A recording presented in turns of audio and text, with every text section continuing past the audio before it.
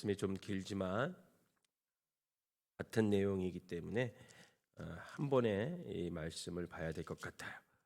마가복음 13장 3절에서부터 37절 제가 한 절 읽고 여러분들이 한 절 읽으면서 교독하도록 하겠습니다. 예수께서 감람산에서 성전을 마주대하여 앉으셨을 때에 베드로와 야고보와 요한과 안드레가 조용히 묻되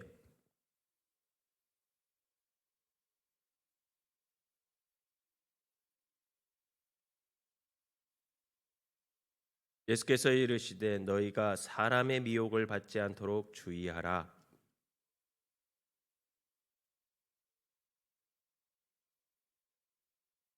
난리와 난리의 소문을 들었을 때에 두려워하지 말라. 이런 일이 있어야 하되 아직 끝은 아니니라.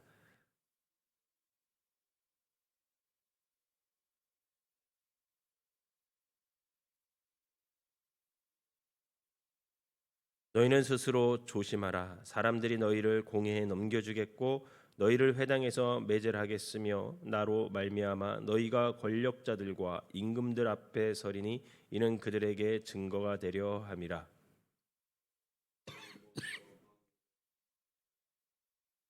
사람들이 너희를 끌어다가 넘겨줄 때에 무슨 말을 할까 미리 염려하지 말고 무엇이든지 그때 너희에게 주시는 그 말을 하라. 말하는 이는 너희가 아니요 성령이시니라.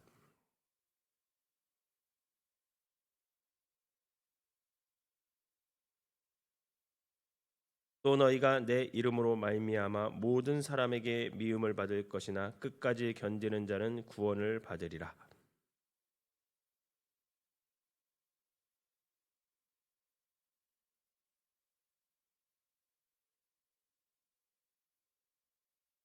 지붕 위에 있는 자는 내려가지도 말고 집에 있는 무엇을 가지러 들어가지도 말며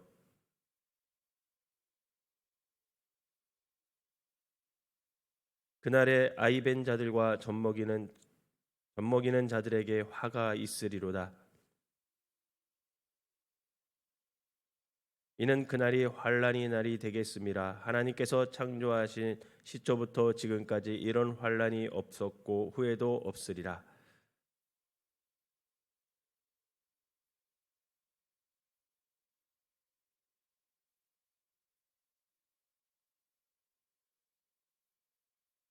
그때에 어떤 사람이 너희에게 말하되 보라 그리스도가 여기 있다 보라 저기 있다 하여도 믿지 말라.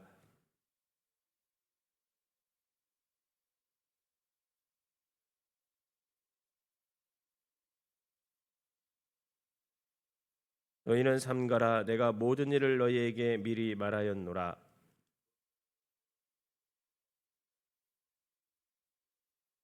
별들이 하늘에서 떨어지며 하늘에 있는 권능들이 흔들리라.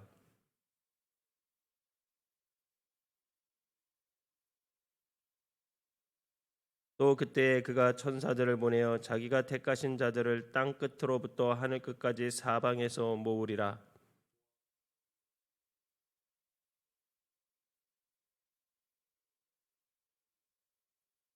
이와 같이 너희가 이런 일이 일어나는 것을 보거든 인자가 가까이 곧 문 앞에 이른 줄 알라.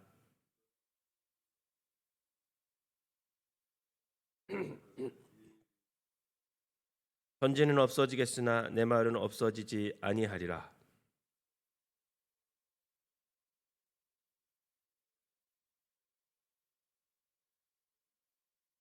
주의하라. 깨어 있으라. 그때가 언제인지 알지 못하리라.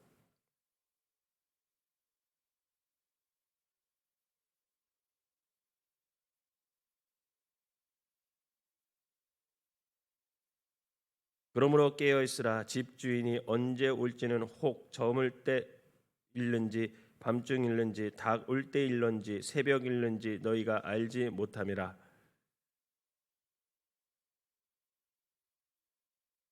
같이 읽겠습니다. 깨어 있으라. 내가 너희에게 하는 이 말은 모든 사람에게 하는 말이니라 하시니라. 아멘. 이 새벽에도 이 자리를 찾은 여러분들에게 하나님의 은혜가 함께 하시기를 주님의 이름으로 축원합니다. 예수님께서 제자들에게 예루살렘 성전이 돌 하나도 돌 위에 남지 않고 다 무너질 것이다 이렇게 말씀하셨어요. 1절과 2절에 13장 그 지난주에 우리가 함께 봤죠. 그리고 난 후에 이제 예수님께서 제자들과 함께 감람산에 올라가십니다. 그래서 거기서 예루살렘 성전을 이렇게 마주보고 있었던 것 같아요. 그런데 그 순간에 예수님 제자들 중에서 베드로, 야고보, 요한, 안드레가 예수님께 조용히 물어요. 뭐라고 물으냐면 4절 다시 한번 읽어볼까요? 시작. 우리에게 이르소서 어느 때에 이런 일이 있겠사오며 이 모든 일이 이루어지려 할 때에 무슨 징조가 있사오리까? 이렇게 물어요. 이 질문은 그 웅장하고 화려한 모습으로 영원히 서 있을 것 같던 예루살렘 성전이 돌 위에 돌 하나도 남김없이 무너질 것이다. 예수님께서 이렇게 말씀하시니까 제자들이 궁금해진 거예요. 그럼 예수님이 말씀하신 그 예루살렘 성전 안 무너질 것 같은 저 웅장한 저 화려한 성전이 언제 무너지지? 이런 생각이 들었던 것 같아요. 즉 제자들은 예루살렘 성전이 언제 그렇게 무너지겠냐? 이렇게 예수님께 물어보는 거예요. 그랬더니 예수님께서 예루살렘 성전이 언제 무너질 것이야? 이렇게 말씀하지 않으시고 세상의 마지막 때에 있을 징조와 현상, 그리고 그때의 우리 예수님을 믿는 사람들이 어떤 삶을 태도를 가지고 주님을 기다려야 하는지 그거에 대해서 자세하게 말씀해 주십니다. 그래서 오늘 함께 우리가 보고 싶은 것은 마지막 때에 살아가는 우리가 결국은 그 마지막 때를 살아가는 삶의 모습은 어떠해야 될까? 그것을 좀 한번 이 새벽에 생각을 해 보려고 합니다. 첫 번째는 여러분, 예수님은 마지막 때에 우리 믿는 사람들이 미혹당하지 않게 조심해라 이렇게 얘기해요. 미혹당하지 않게. 5절과 6절 읽어볼까요? 5절과 6절 시작. 예수께서 이르시되 너희가 사람의 미혹을 받지 않도록 주의하라. 많은 사람이 내 이름 모아서 이르되 내가 그라하며 많은 사람을 미혹하리라 이렇게 얘기하고 마지막 때에는 많은 거짓 메시아 그리스도가 나타나서 믿는 사람들을 미혹한다고 말합니다. 그런데 그 미혹하는 자가 마귀가 아니에요. 마귀가 어떤 사람들을 이용해서 예수 믿는 사람들, 하나님을 따르는 사람들을 미혹한다 이렇게 얘기하는 거예요. 여러분 한두 사람이 아니라 6절에 보니까 많은 사람이 이렇게 얘기해요. 많은 사람이. 즉 마귀가 우리를 직접적으로 미혹하는 것이 아니라 많은 사람이 우리를 미혹하게 한다는 거예요. 그것을 마귀가 이용한다는 거죠. 여러분 그럼 미혹한다는 것이 무슨 의미일까요? 미혹한다. 이 말은 원어를 찾아보면 길을 잃다, 방황하다 이런 뜻이에요.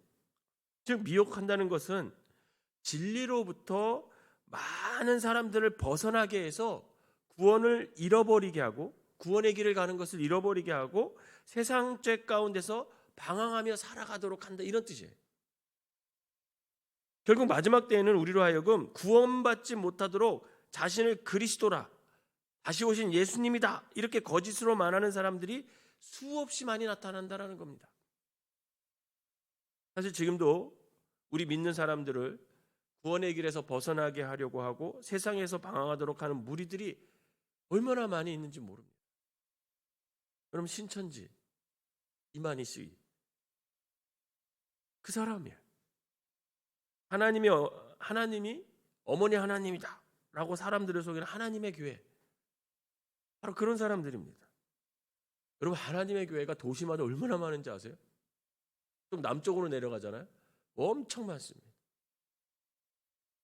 거기에 구원파, 다락방, 통일교 수없이 많은 이단들이 자신들이 참 진리라고 말하면서 많은 사람들을 진리에서 벗어나게 하고 속이게 하고 어떤 것이 참 진리인지 사람들로 하여금 방황하게 해서 구원의 길을 선택하지 못하게 하는 경우가 너무나 많이 있습니다. 여러분, 그러면 왜 사람들이 마지막 때에 이런 가짜 그리스도와 이단들에게 미혹이 될까? 그럼 그 이유가 뭘까요? 여러분, 간단합니다. 오늘 주님이 예루살렘 성전이 돌 위에 돌 하나도 남지 않고 다 무너진다 그랬거든요.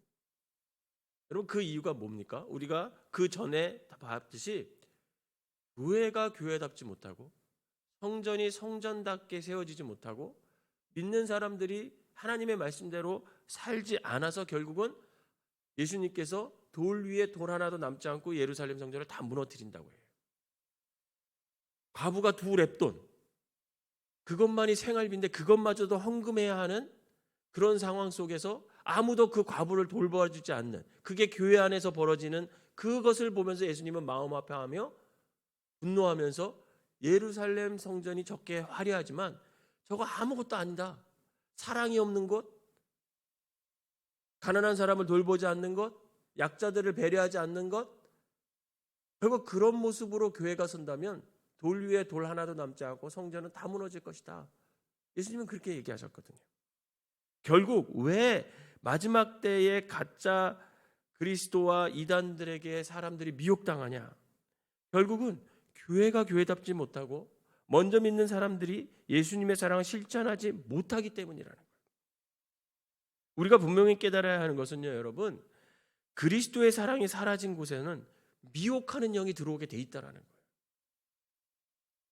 교회가 사랑이 없으면 사람들은 다른 곳에서 찾아 사랑받기를 원해요. 그런데 문제는 다른 곳에는 참된 사랑이 없어요. 여러분, 어거스틴이 주 안에서 다른 사랑은 없다고 그랬거든요. 주 안에서 참된 사랑을 누릴 수가 있는데 주님의 몸된 교회가 그 사랑이 없으니까 결국 사람들은 가짜 그리스도에게, 이단들에게 찾아가 사랑을 간구하는 거죠. 또한 먼저 믿는 우리가 믿음과 삶이 일치하는 삶으로 살아야 우리가 미혹당하는 사람들을 주님께 돌아오게 할 수 있는 능력이 있는데, 우리도 믿음 따로 삶 따로 살게 되면 결국 우리도 미혹되어 진리 밖에 거할 수밖에 없다라는 겁니다. 사랑하는 성도 여러분, 마지막 때에 우리가 미혹되지 않고 참된 그리스도로 살아갈 수 있는 길은 믿음과 삶이 일치해야 되는 것을 믿으시기를 바랍니다. 그리고 예수님처럼 서로 사랑하며 살아가야 합니다. 교회 안에 두 랩돈, 참새 반마리밖에, 그것밖에 없어서 정말 그거라도 먹고 살아야 되는데 그걸 하나님께 드릴 수밖에 없는 그런 사람들이 있으면 안 된다는 거예요. 우리가 서로를 돌보며 살피는 모습이 있을 때 우리는 마지막 때에 미혹되지 않는 삶을 살아갈 수가 있다는 것입니다. 바라기는 마지막 때에 서로 사랑하며 보살피며 믿음과 삶이 일치하는 신앙의 모습으로 살아 아무도 미혹되지 않고 진리 안에 거하며 살아갈 수 있는 우리 모두가 되시기를 주님의 이름으로 축원합니다. 두 번째는 우리가 마지막 때에 어떻게 살아야 되냐? 첫 번째는 미혹되지 말래요. 오늘 본문을 쭉 읽고. 두 번째는 여러분 항상 깨어있는 삶을 사시기를 주님의 이름으로 부탁을 드립니다. 깨어있으래, 깨어있으래. 여러분 33절 읽어볼까요? 33절 시작. 주의하라, 깨어있으라. 그때가 언제인지 알지 못함이라. 아멘. 35절 읽어봅시다. 시작. 그러므로 깨어있으라. 집주인이 언제 올지, 혹 저물 때 일는지, 밤중 일는지, 닭올 때 일는지, 새벽 일는지 너희가 알지 못함이라. 그럼 37절 읽어봅시다. 시작. 깨어있으라. 내가 너희에게 하는 이 말은 모든 사람에게 하는 말이니라 하시니라. 아멘. 깨어있으라. 마지막 때를 사랑하는 사람들은, 모든 사람들은 깨어있으라는 거예요. 깨어있으라. 여러분, 이 세상에서 변하지 않는 진리가 있습니다. 그 진리가 뭘까요? 주님은 분명히 온다라는 것을 여러분 믿으시기를 바랍니다. 26절 보세요. 26절 시작. 그때에 인자가 구름 타고 큰 권능으로 영광으로 오는 것을 사람들이 보리라. 이거 주님이 말씀하셨어요. 이처럼 예수님은 당신이 다시 오실 것을 말씀해 주셨어요. 그런데 오신다고 말씀하셨는데 언제 오실지 정확한 날짜는 가르쳐 주지 않으셔요. 35절 다시 한번 읽어볼까요? 35절 시작. 그러므로 깨어 있으라. 집주인이 언제 올는지, 혹 저물 때 일는지, 밤중에 일는지, 다굴 때 일든지, 새벽에 일는지 너희가 알지 못하며. 문제는 예수님께서 어떻게 오시냐? 호련히 오신대요. 호련히. 36절 읽어봅시다. 36절 시작. 그가 호련히 와서, 호련히 오신대요. 만약 주님이 오신다는 날짜를 정확히 가르쳐 주시면 얼마나 좋겠어요. 그러면 잘 준비하면서 할 수 있을 거잖아요. 그런데 주님은 언제 오실지, 저물 때 오실지, 밤중에 오실지, 새벽에 오실지 가르쳐 주지 않으셨습니다. 그저 우리에게 당부하신 것은 내가 꼭 올 거야. 분명히 와. 그러니까 항상 깨어 있어. 이렇게 말씀하셨어요. 그러면 여러분, 깨어 있다는 것을 다른 말로 바꾸면 무슨 말로 바꿀 수 있을까요? 기다린다는 말로 바꿀 수 있어요. 기다린다는. 즉 우리는 주님께서 이 땅에 다시 오신다고 했으니 우리가 해야 할 일은 오직 하나, 주님을 기다리는 것임을 믿으시길 바랍니다. 그러면 기다리는 사람이 그냥 아무것도 안 하고 기다립니까? 아니에요. 우리가 맡은 일을 잘 감당하면서 기다려야 한다는 거예요. 어떤 사람은 1달란트를 맡은 사람이 있고 어떤 사람은 2달란트를 맡은 사람들이 있어요. 그리고 또 어떤 사람은 5달란트를 맡긴 사람들이 있겠죠. 그렇다면 우리는 주님을 기다리면서 우리가 맡은 달란트를 30배, 60, 100배로 이익을 남길 수 있도록 우리가 죽도록 충성하면서 주님 오심을 기다려야 된다는 것. 몇 달란트 받았느냐 이게 중요한 게 아닙니다. 결국은 몇 달란트를 남겼느냐 이것이 중요하고 그것을 보고 주님께서는 우리를 판단하는 기준이 되신다라고 합니다. 사랑하는 성도 여러분, 깨어있는 사람들은 자신이 맡은 달란트를 가지고 착하고 충성되게 이익을 남기려고 수고하고 애쓰는 사람들이에요. 여러분 생각해 보세요. 이윤을 남긴 사람들은요, 주인이 오기를 간절히 기다려요. 왜요? 남긴 이윤을 주인에게 돌려드리고 싶으니까. 그런데 이윤을 남기지 않은 사람들은요, 주님 오시기를 기다리지 않아요. 주인 오기를 기다리지 않아요. 반대로 그들은 주인이 늦게 오든지 아예 오지 않았으면 좋겠다라는 생각을 갖고 살아요. 문제는 주님이 호련히 온다라는 거예요. 호련히. 여러분 그때 어떻게 될까요? 주님께서 맡긴 달란트를 가지고 충성되게 열심히 일해서 이윤을 남긴 사람들은 기쁨으로 주인을 맞이하겠지만 이윤을 남기지 못하고 악하고 게으른 사람들은 어둠 속에서 쫓겨나 슬피 울면서 자신의 처지를 원망하게 될 것이고 후회하게 될 것이라. 결국 주인의 잔치상에 참여하지 못하게 된다라는 거예요. 사랑하는 성도 여러분, 마지막 때에 주님께서 우리에게 맡기신 일을 더욱 착하고 충성되게 감당하면서 다시 오신다고 말씀하신 주님의 약속을 마음에 품고 깨어 기다리는 성도님들이 모두 되시기를 주님의 이름으로 부탁을 드립니다. 그렇게 깨어서 주님께서 맡긴 일을 잘 감당하면 주님이 호련히 오신다 해도 여러분 아무 두려울 것이 없다라는 거예요. 걱정할 것이 없습니다. 오늘 말씀을 정리해 봅니다.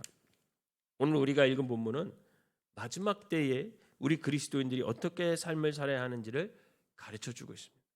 먼저는 마지막 때에 서로 사랑하며 보살피며 믿음과 삶이 일치하는 신앙의 모습으로 살아 아무에게도 미혹되지 않고 진리 안에 거하며 살아가시기를 주님의 이름으로 부탁을 드립니다. 그리고 마지막 때에 주님께서 우리에게 맡기신 일을 더욱 착하고 충성되게 감당하면서 다시 오신다고 말씀하신 그 주님의 약속을 마음에 품고 깨어 기다리는 성도님들이 되시기를 바랍니다. 그럴 때 우리는 호련히 주님께서 오신다고 해도 아무런 부끄러움 없이 주님을 맞이할 수 있는 성도들이 될 줄 믿습니다. 기도하겠습니다.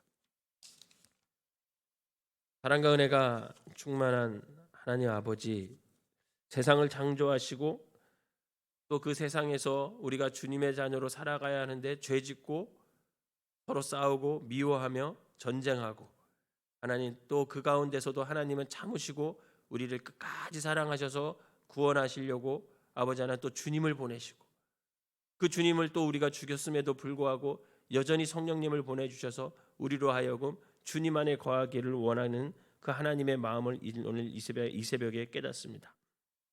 하나님 마지막 때를 살아가는 우리 그리스도인들이 서로 사랑하며 보살피며 믿음과 삶이 일치하는 신앙의 모습으로 말미암아 아버지 하나님 미혹되지 않는 삶으로 우리가 이 마지막 때를 살아가게 하여 주시옵소서. 항상 깨어 있고 주님이 다시 오신다라는 믿음으로 말미암아 날마다 우리가 맡은 일을 잘 감당하며 주님을 기다릴 수 있는 사람들이 되어서 아버지 하나님 이 마지막 때에 더욱더 주님만을 기다리며 서로 사랑하며 살아갈 수 있는 우리 모두가 되게 하여 주시옵소서. 어지러운 시대를 살아가고 있습니다. 이곳저곳에 전쟁의 소식이 일어나고 또 이곳저곳에 기근과 아버지 하나님 또 배고픔과 아버지 하나님 사랑 없음에 한탄하는 목소리들이 너무나 많이 나오는 이 마지막 때를 살아가고 있는 이때에 정말 우리가 그리스도인임을 깨달아 우리의 삶의 자리에서 정말 그리스도인으로서 내가 사랑할 수 있는 만큼 사랑하며 아버지 하나님 살아갈 수 있는 믿음의 사람들 되게 하여 주시옵소서. 오늘 거룩한 주일인데 주님께서 아버지 하나님 우리 생명나무 교회에 있는 모든 성도들을 아버지 영상으로 예배를 드리든지 대면으로 예배를 드리든지 신령과 진정으로 예배드리게 하시고 이 땅의 모든 교회가 하나님 앞에 올려드리는 예배가 살아있는 예배, 주님만 영광 드러나는 예배가 되게 하여 주시옵소서. 예수님의 이름으로 기도하옵나이다. 아멘.